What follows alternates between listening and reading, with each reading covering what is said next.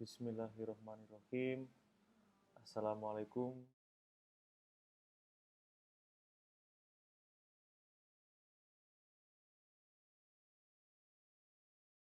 Mata kuliah Civic Education, yang mana pada pertemuan kali ini kita akan membahas mengenai urgensi integrasi nasional.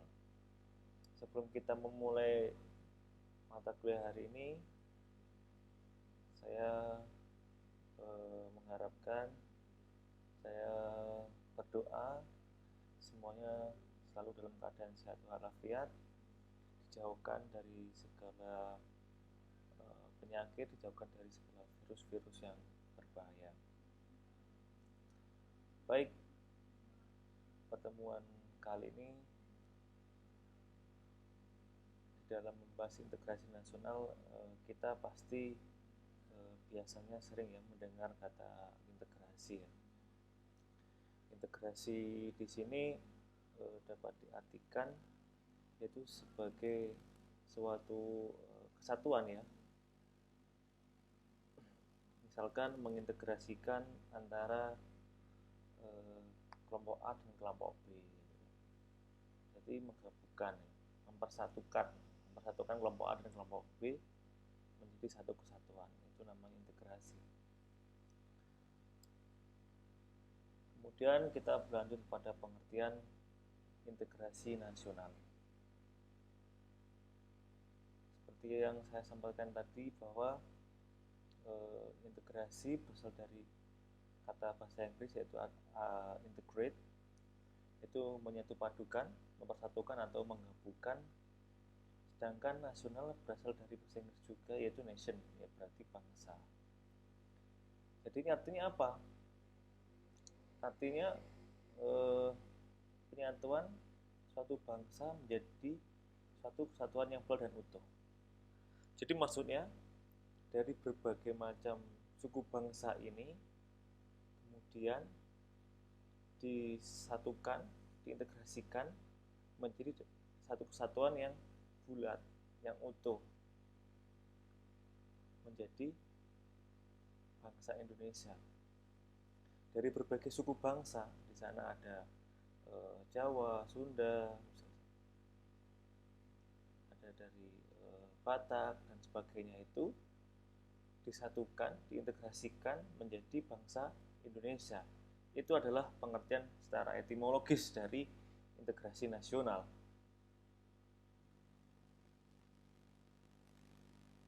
Kalau menurut Safruddin Bahar, integrasi nasional adalah upaya menyatukan seluruh unsur suatu bangsa dengan pemerintah dan wilayahnya. Jadi sebagai suatu instrumen atau alat di dalam mempersatukan itu, yaitu perlunya pemerintah yang sebagai alat untuk penegak peraturan di sana. Jadi di dalam pengaturan yang berbagai suku bangsa ini, gimana caranya untuk bisa bersatu, itu namanya perlu adanya penegakan peraturan di sana, sehingga peraturan ini bisa diterapkan dan bisa ditaati oleh semua seluruh unsur bangsa di dalamnya itu, suku bangsa di dalamnya itu. Dan juga pemerintah ini juga harus mempunyai wilayah. Kan nggak mungkin kalau suku bangsa ini hanya tinggal di lautan ya, pastinya perlu wilayah daratan juga untuk mereka tinggal. Riza Nur Arfani, pembentukan suatu identitas nasional dan penyatuan berbagai kelompok sosial dan budaya ke dalam satu kesatuan wilayah. Ya, bersamalah yang awal tadi ya. Julianti Suroyo, bersatunya suatu bangsa yang menempati wilayah tertentu dalam suatu negara yang berdaulat. Ya, berdaulat ini adanya pengakuan dari negara lain ya. Jadi dari suku bangsa ini bersatu menjadi bangsa seutuhnya, kemudian harus diakui oleh negara lain. Itu namanya bangsa dan negara yang berdaulat, itu sovereignty. Ramalan Surbakti, proses penyatuan berbagai kelompok sosial budaya dalam satu kesatuan wilayah dan dalam suatu identitas nasional. Jadi selain tadi ada pemerintah, ada wilayah, juga harus punya yang namanya identitas nasional. Ketika bangsa Indonesia ini bersatu, kemudian mereka mempunyai identitas nasional seperti bendera merah putih, kebangsaan Indonesia Raya, dan sebagainya dan sebagainya. Jenis integrasi, menurut Ramalan Surbakti yang mengutip dari Myron Weiner ya,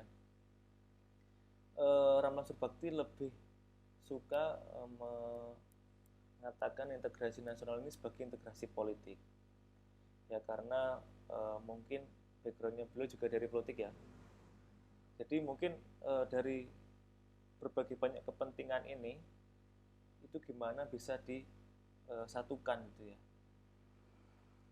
karena suku-suku bangsa itu kan juga memiliki kekuasaan masing-masing dan memiliki kepentingan di daerahnya masing-masing. Nah, bagaimana dari berbagai kepentingan ini bisa disatukan gitu ya.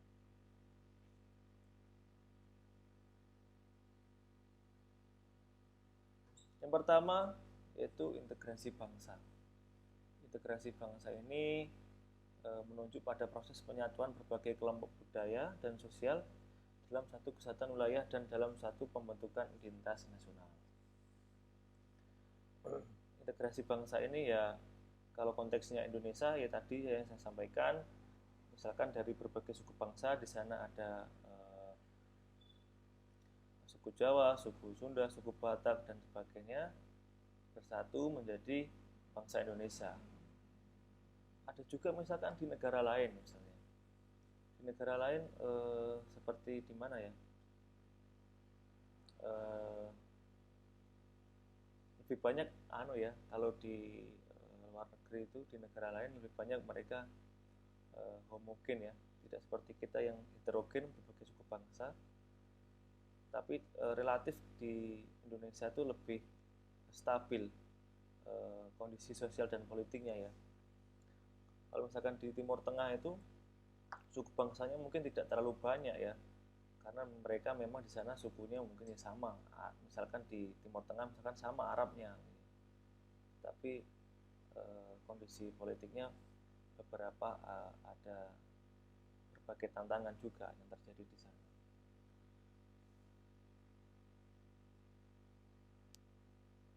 Kalau di negara lain misalnya seperti di misalkan di mana ya, di Cina mungkin ya, di Cina ada suku bangsa Cina sendiri, ada suku bangsa yang itu etnis Muslim dan sebagainya, dan mereka juga disatukan dalam satu negara Republik Rakyat Tiongkok gitu ya. Tapi integrasi bangsa ini juga tidak serta-merta ujuk-ujuk langsung bisa ya mau untuk disatukan.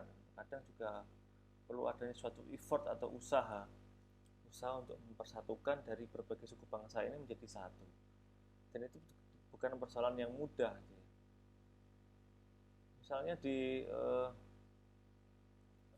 Uni Soviet itu ya, Uni Soviet memang ketika integrasi ini sudah tidak ada, sehingga mereka setelah Soviet bubar, sehingga terpecah dari berbagai negara yang ada di Eropa dan Asia. Uni Soviet bubar, akhirnya terpecah-pecah menjadi negara seperti misalnya Rusia yang paling besar ya, Belarusia, ada juga Armenia, Azerbaijan, Turkmenistan, Uzbekistan, apalagi Ukraina dan sebagainya, banyak. Dan itu semua adalah negara-negara bekas Uni Soviet. Tapi karena integrasi nasionalnya mereka tidak kuat ketika Uni Soviet bubar, akhirnya mereka terpecah menjadi negara masing-masing. Dan terpecah negara masing-masing ini mempunyai latar belakang suku bangsa yang berbeda. Misalnya Armenia, ya mereka suku bangsanya Armenia. Azerbaijan, mereka suku bangsanya juga Azerbaijan. Uzbekistan, mereka suku bangsanya Uzbekistan. Jadi terpecahnya Uni Soviet ini juga karena faktor suku bangsa yang beragam ini, sehingga suku bangsa masing-masing ini terpecah ketika Uni Soviet bubar dan membuat negara masing-masing. Nah, ini karena memang integrasi nasionalnya pada waktu itu tidak kuat, sehingga memunculkan pembentukan negara masing-masing. Nah, ini menjadi pelajaran ya, khususnya mungkin bagi Indonesia. Salah satu upaya di dalam mempersatukan bangsa Indonesia itu dengan bagaimana integrasi nasional ini ditegakkan. Bagaimana meminimalisasi konflik-konflik antar suku bangsa yang ada di Indonesia. Bagaimana peraturan itu ditegakkan, hukum ditegakkan. Gitu ya. Jadi mengurangi kesenjangan antar wilayah gitu, dengan pembangunan infrastruktur misalkan. Jadi yang sudah dilakukan oleh pemerintah saat ini sudah bagus ya di dalam upaya integrasi bangsa itu. Yang kedua, integrasi wilayah. Integrasi wilayah menunjuk pada masalah pembentukan wewenang kekuasaan nasional pusat di atas unit-unit sosial yang lebih kecil yang beranggotakan kelompok-kelompok sosial budaya masyarakat tertentu. Ya, maksudnya integrasi wilayah ini kekuasaan nasional pemerintah pusat itu mengkontrol semua wilayah-wilayah yang ada di daerah-daerah gitu. Bagaimana ada suatu otoritas yang bisa mengontrol semua daerah ini agar menjadi satu kesatuan yang bisa untuk terus diupayakan, misalkan pembangunannya, terus diupayakan kemajuannya, terus diupayakan pembangunan manusia dan sebagainya. Dan ini adalah disebut sebagai integrasi wilayah. Jadi wilayah-wilayah yang meskipun itu entah daratan, entah terpisah lautan, itu tetap bisa dilakukan upaya kontrol itu ya. Nah, kalau di Indonesia ini karena negaranya bersistem negara kesatuan NKRI ya, sehingga peraturan dari pusat sampai daerah itu sama aturannya. Jadi kalau di Indonesia itu ya aturannya sama dari sana di ibu kota Jakarta sana sampai RT RW di lingkup rumah kalian masing-masing itu sama gitu. Itu bagian dari upaya untuk integrasi wilayah, fungsi kontrol juga gitu. Fungsi sebagai administrasi juga, pembentukan wewenang kekuasaan pusat di atas unit-unit sosial di daerah. Nah, integrasi wilayah ini juga ada tantangan-tantangannya. Kalau di Indonesia mungkin tantangannya ya karena Indonesia banyak wilayah lautannya ya dibanding daratan ya, kurang lebih seperti itu.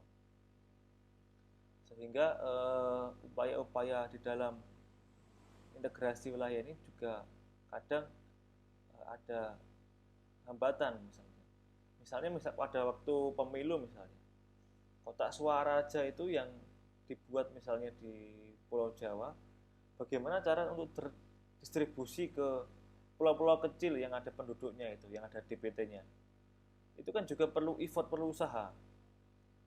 Bawahnya aja itu kan juga kadang hambatannya jalannya agak susah, blekok-blekok gitu ya, berlumpur, harus melewatin sungai yang ada buayanya gitu ya, harus melewatin lautan gitu ya. Akhirnya kotak suara itu yang dari kertas, di karton, dibungkus plastik gitu ya, itu sebagai suatu upaya di dalam penegakan integrasi wilayah sebetulnya. Bagaimana wilayah-wilayah ini juga tetap diperhatikan oleh pusat. Bagaimana caranya?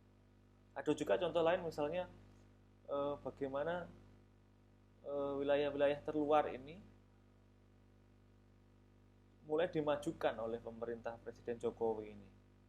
Namanya Indonesia sentris, yaitu membangun Indonesia dari pinggiran. Pinggiran Indonesia menjadi beranda utama Indonesia. Jadi kalau dulu masih terkesan Jawa sentris, yang terkesan pembangunannya hanya di Pulau Jawa, tapi sekarang bagaimana pemerintah itu juga memperhatikan pinggiran-pinggiran, perbatasan-perbatasan. Makanya dibuat yang namanya PLBN ya. PLBN itu semacam border authority, perbatasan, kantor perbatasan Indonesia dengan negara lain. Misalnya kayak di Entikong, di PLBN mana itu yang di NTT itu juga. Yaitu PLBN itu juga sebagai salah satu upaya integrasi wilayah kita. Karena dulu gambarnya kalau PLBN itu eh, jelek gitu loh. Jadi ketika dilihat oleh negara lain kelihatannya kok kayak gini. Ini kan bangunan itu juga ini membawa marwah dari negara itu, makanya sekarang dibuat sangat keren sekali.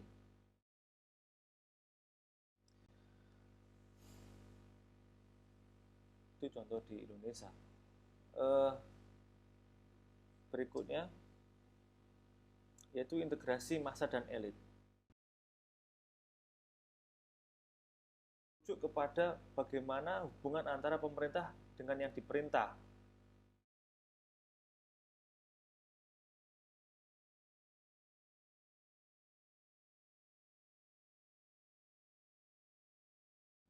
Kalau misalkan hubungannya eh, baik, pasti pembangunan-pembangunan ini juga akan didukung oleh segenap masyarakat ya. Ketika eh, masyarakat mengamini program dari pemerintah, ya harapannya program itu bisa terlaksana dengan baik, kebijakan-kebijakan bisa terrealisasi dengan baik. Karena kadang kan aspirasi-aspirasi ini kadang juga ada hambatannya, aspirasi dari daerah itu. Misalnya ada suatu pembangunan yang sekiranya perlu diupayakan segera, misalkan apa ya, kayak jalan rusak dan sebagainya, itu kadang eh, kita laporan juga agak susah kemana salurannya. Nah, tapi ketika misalkan masyarakat paham cara untuk eh, bagaimana menyampaikan itu kepada otoritas setempat, misalnya kepada bupati, wali kota, atau mungkin jalan provinsi kalau ke gubernur ya, dan jalan nasional untuk Kementerian PUPR misalnya, itu eh, harus tahu bagaimana proses-proses aspirasi itu bisa disaring sehingga nanti diproses menjadi suatu kebijakan, itu misalnya renovasi jalan.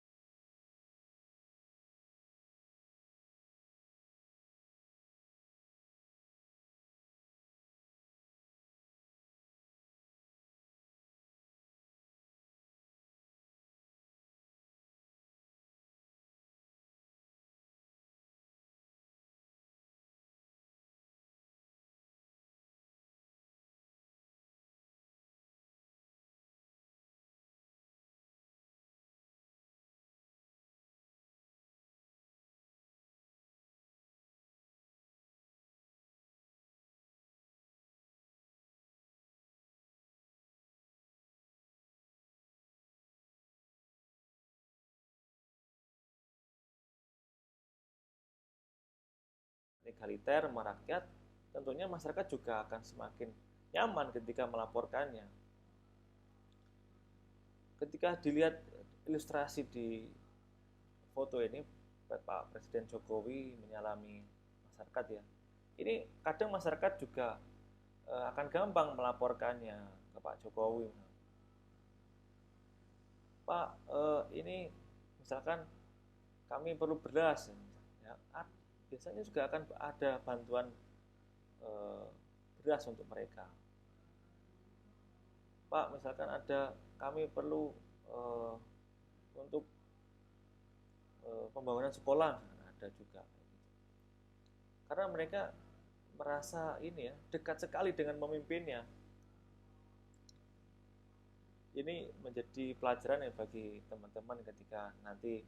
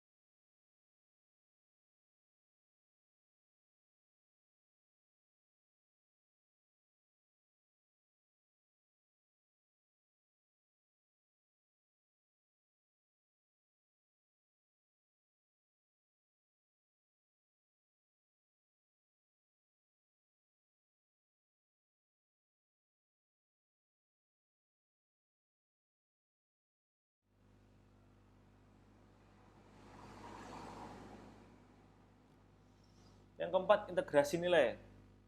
Ya, integrasi ini menunjuk pada konsensus terhadap nilai yang minimum yang diperlukan dalam memelihara tertib sosial. Integrasi nilai ini kalau diilustrasikan di gambar ini yaitu di PRRI ya. Nah, bagaimana nilai-nilai yang ada di daerah itu beberapa kan mungkin ada yang berbeda ya. Bagaimana cara-cara kehidupan sosial di masyarakat itu kan kadang berbeda dari Sabang sampai Merauke. Nah, dari Sabang sampai Merauke ini juga banyak ya anggota dewan di sana. Ada yang dari anggota DPR RI, yang dari misalnya dari Aceh sampai Papua sana berbeda-beda dan membawa aspirasi atau nilai-nilai yang beragam dari masing-masing wilayahnya, dari masing-masing daerah pemilihannya, dapilnya. Nah, dari masing-masing aspirasi yang beragam ini kemudian mencoba untuk dibuatkan undang-undang di DPR sana. Nah, pastinya di dalam pembahasan misalnya pembuatan pasal per pasal itu juga merujuk kepada kondisi pada masing-masing daerah. Gitu. Jangan sampai undang-undang ini misalnya undang-undang yang mengikat semua ini ya, undang-undang terutama undang-undang yang mengikat semua warga negara tanpa terkecuali ya. Jangan sampai undang-undang ini merugikan salah satu wilayah yang ada di Indonesia. Jangan sampai. Sehingga diperlukan yaitu kesepakatan bersama di dalam pembahasan pasal per pasal ini. Jadi nggak ujuk-ujuk ada lahir pasal gitu ya. Nah, takutnya ketika lahir suatu pasal tanpa konsensus bersama ini, takutnya ya ada wilayah-wilayah yang dirugikan di Indonesia, dan itu sangat riskan terjadi disintegrasi ya, takut. Nah, itu yang ditakutkan. Nah, makanya di DPR ini menjadi wadah di dalam pembentukan konsensus bersama ini, kesepakatan bersama di dalam pembuatan suatu peraturan perundang-undangan agar terciptanya ketertiban sosial di sana, dan peraturannya tidak resiko tidak resiko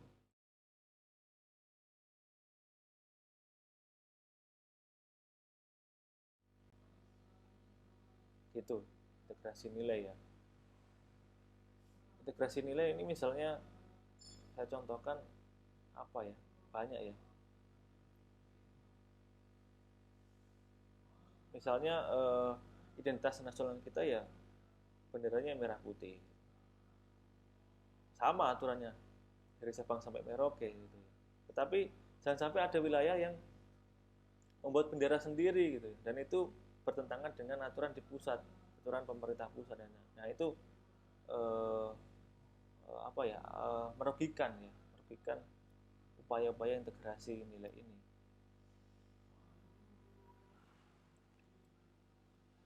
Yang kelima, integrasi tingkah laku.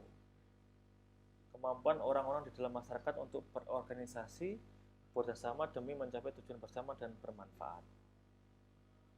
Nah, kalau kalau yang ini skupnya agak subnasional ya, jadi lebih ke kondisi sosial di masyarakat. Nah, masyarakat ini kan terdiri dari berbagai macam individu ya, dengan latar belakang yang berbeda, dengan cara berpikir yang berbeda pula.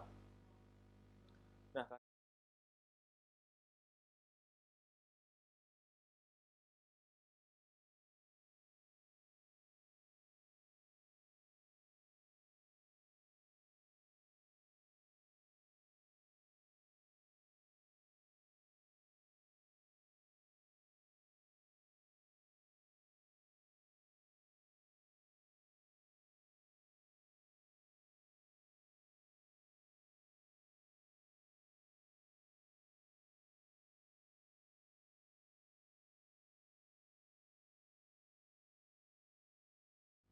dalam contohnya seperti yang saya contohkan ini, saya contohkan ini kegiatan kita ya, kegiatan kita di Blitar ya.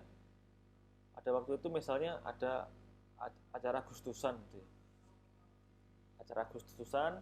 Nah, bagaimana tujuannya adalah bagaimana cara membuat acara Agustusan yang meriah gitu ya. Yang itu melibatkan, mampu memeriahkan dan melibatkan banyak orang, dan bisa menjunjung tinggi kesan-kesan kemerdekaan di sana gitu ya. Jadi ada esensi memperingati kemerdekaan Republik Indonesia. Bagaimana caranya? Ya caranya kita membuat kepanitiaan, ya. Membuat kepanitiaan, dan dari kepanitiaan itu kita rapat-rapat, ya pasti rapat ini dinamikanya banyak terjadi perbedaan pendapat gitu ya. Dalam berorganisasi kan wajar ya terjadi perbedaan pendapat gitu ya. Nah, dari perbedaan pendapat ini kemudian bisa untuk dicapai suatu kesepakatan bersama, yaitu membuat acara khususan itu dengan jadwal atau schedule atau timeline yang rapi gitu ya, dan semuanya harus terstruktur dengan PJ-nya masing-masing.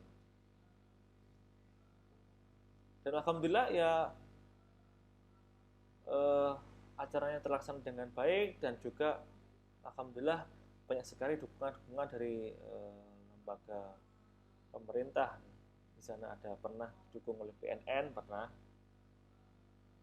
didukung oleh KPK, pernah didukung oleh PMK, pernah Polres, pernah juga. Nah, itu salah satu ini ya, salah satu dari integrasi tingkah laku seperti itu.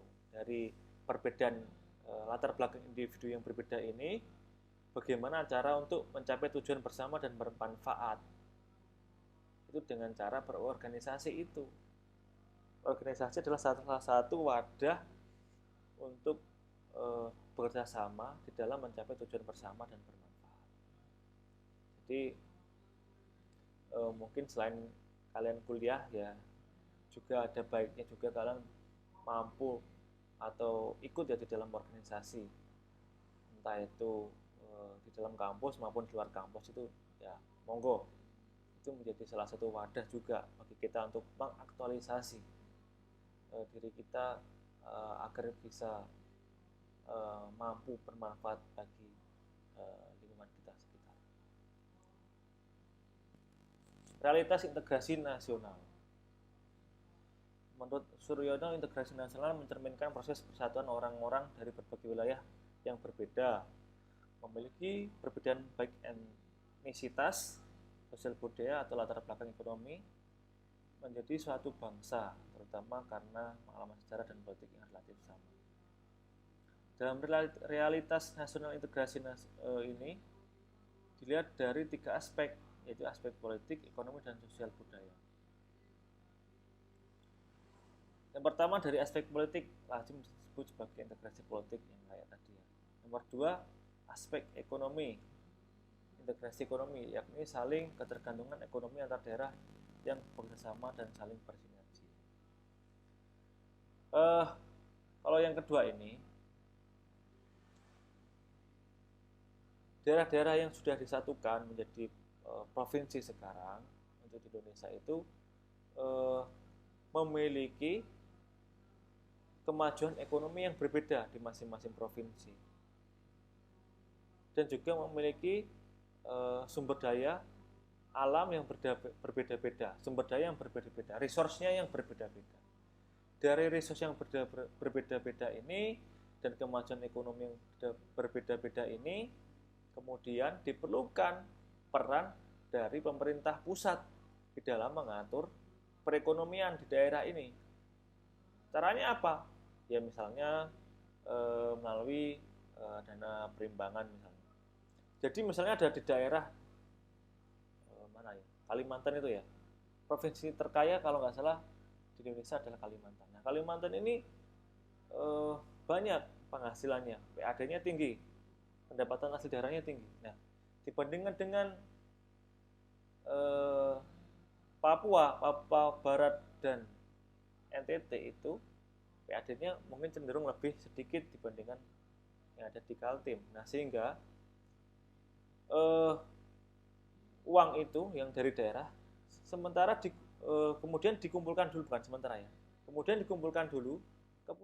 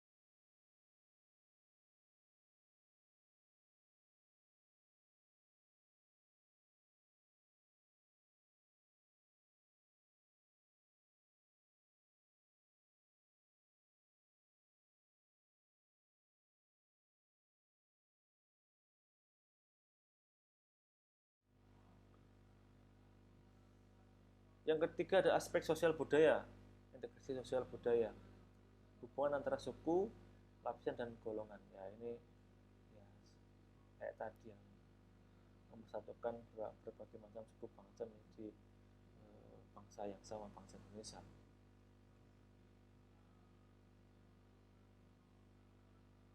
Pentingnya integrasi nasional. Menurut Myron Weiner dalam Ramalan Surbakti, dalam negara merdeka, faktor pemerintah yang berkeabsahan, legitimate, merupakan hal penting bagi pembentukan negara bangsa. Diperlukan sinergi antara negara dan masyarakat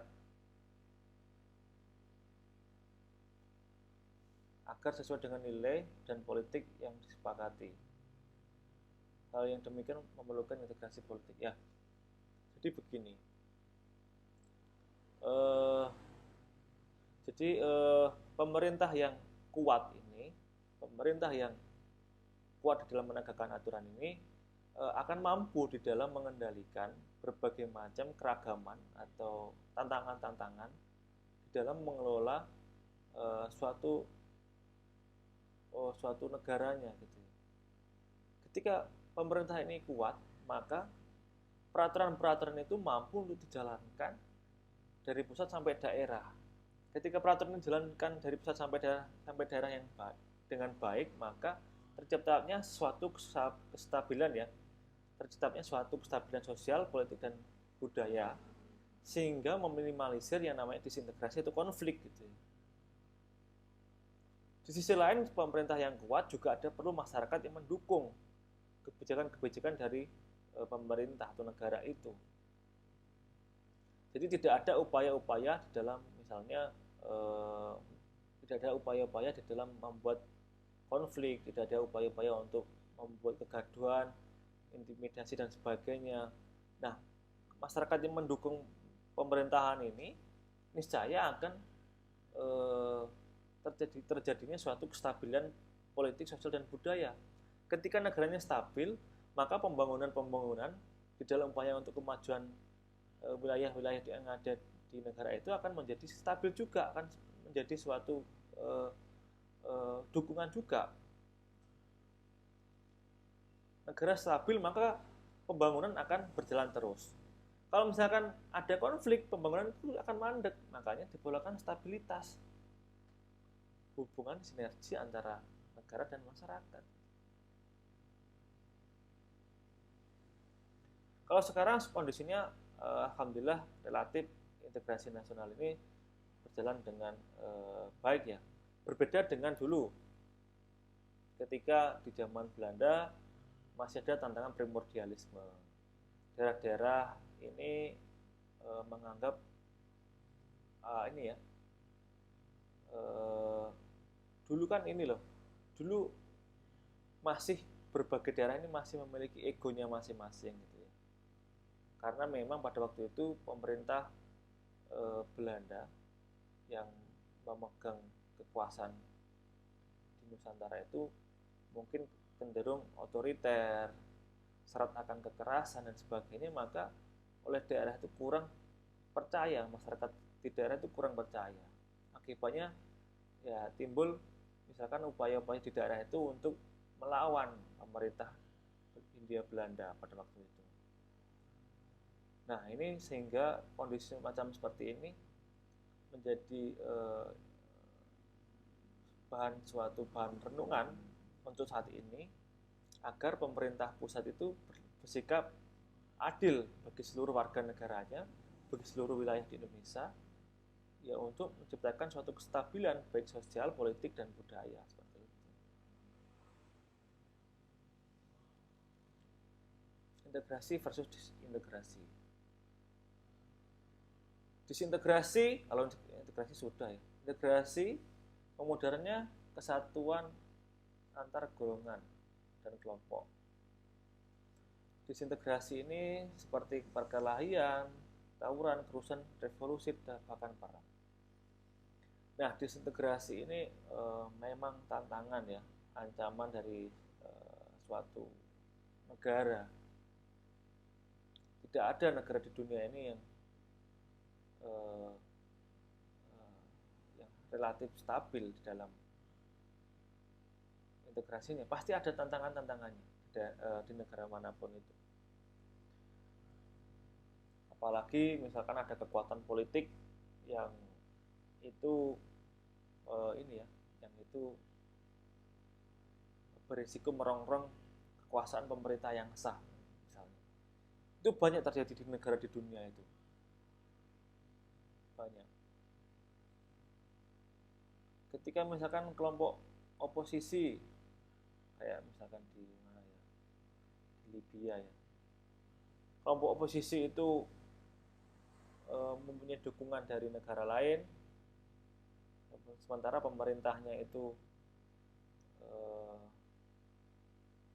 kurang stabil dan relatif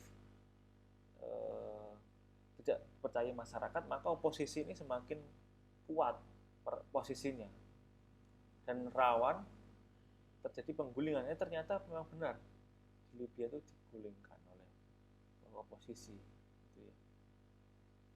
Karena pemimpinnya pada waktu itu Libya Qaddafi ya kalau nggak salah. Qaddafi itu cenderung memimpin otoriter misalnya. Rakyat sudah banyak yang tidak suka, yang sudah muak gitu ya. Banyak kelompok oposisi ini mencoba meraih dukungan pihak luar dalam upaya untuk menggulingkan kekuasaan yang sah. Akhirnya timbul kerusuhan, perang saudara gitu ya. Akibatnya pemerintah yang sah tergulingkan. Nah, itu disintegrasi juga. Nah, makanya di Indonesia ini jangan sampai terjadi seperti itu. Ketika ada upaya-upaya kerusuhan, itu ya harus segera ditertibkan karena takutnya timbul upaya disintegrasi. Ketika ada unjuk rasa, boleh unjuk rasa. Bagian dari menyampaikan kebebasan ekspresi, berpendapat boleh. Tapi juga setelah aturan. Tidak membuat suatu upaya-upaya disintegrasi. Itu yang ditakutkan. Jangan sampai seperti itu. Ya, jadi seperti itu ya.